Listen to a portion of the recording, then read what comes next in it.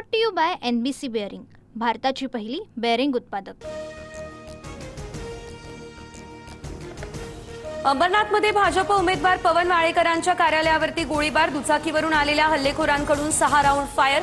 गोळीबाराची संपूर्ण घटना सीसीटीव्हीत कैद, पोलिसांकडून शोध सुरू।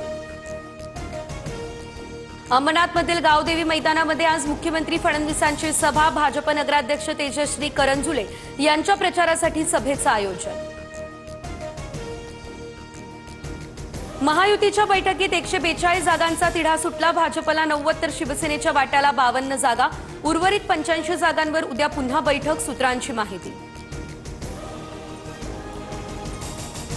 महायुतीचं 150+ नगरसेवक जिंकण्याचं उद्दिष्ट, 1 ते 2 दिवसांमध्ये कोण किती जागा लढतील ते ठरव, मुंबईचा महापौर मराठीच असेल, महायुतीच्या बैठकीनंतर आशिष शेलार यांची ही प्रतिक्रिया।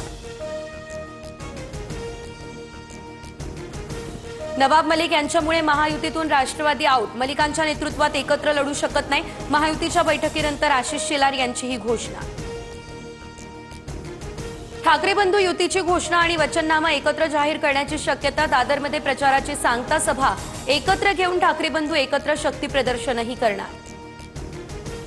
पालिका निवडणुकांसाठी शिंदेंच्या शिवसेनेचं आजपासून ठाण्यात बैठकांचं सत्र, प्रत्येक पालिकेसाठी जबाबदारी निश्चित, श्रीकांत शिंदेंवर कल्याण, डोंबिवली, उल्हासनगर तर नरेश मस्किनवर ठाणे आणि नवी मुंबईची जबाबदारी। सना मलिक यांच्याकडून वडील नवाब मलिक यांची पाठराखण, मलिकांवर फक्त आरोप, ते सिद्ध झालेले नाही, भाजपच्या विरोधानंतर सना मलिक यांचं हे भाष्य। मुंबईमध्ये नवाब मलिक यांच्या नेतृत्वात राष्ट्रवादीची खलबतं, युती की पर्यायाचा विचार करायचा याबाबत चर्चा, तर महायुतीच्या बैठकीत राष्ट्रवादीला निमंत्रण नाही, शिंदेंची शिवसेना आणि भाजपच्या नेत्यांमध्ये बैठक।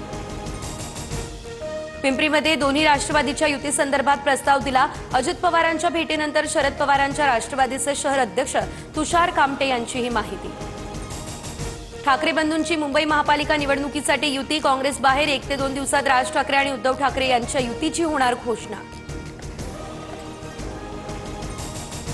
क्रीडा मंत्री माणिकराव कोकाटे अजित पवार यांची मंत्रालयात घेणार भेट, नाशिक जिल्हा न्यायालयाकडून कोकाटेंवरील शिक्षा कायम, कोकाटेंबाबत काय भूमिका घेणार याबाबत आज निर्णय।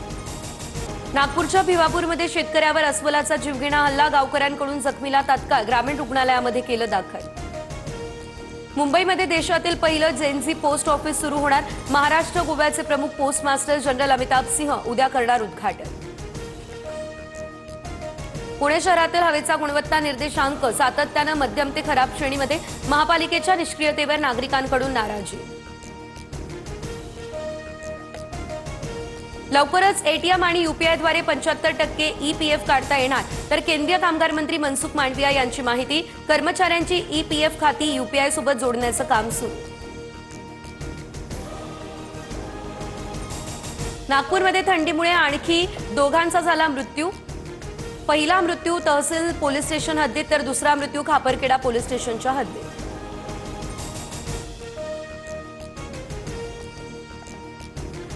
थंडी आणि धुक्यामुळे काल नागपूर दिल्ली दरम्यानची 2 विमानं रद्द, तर मुंबई, पुणे, बंगळुरू आणि कोलकाता मार्गावरील अनेक विमानं विलंबानं। Brought to you by NBC bearing, भारताची पहिली बेअरिंग उत्पादक।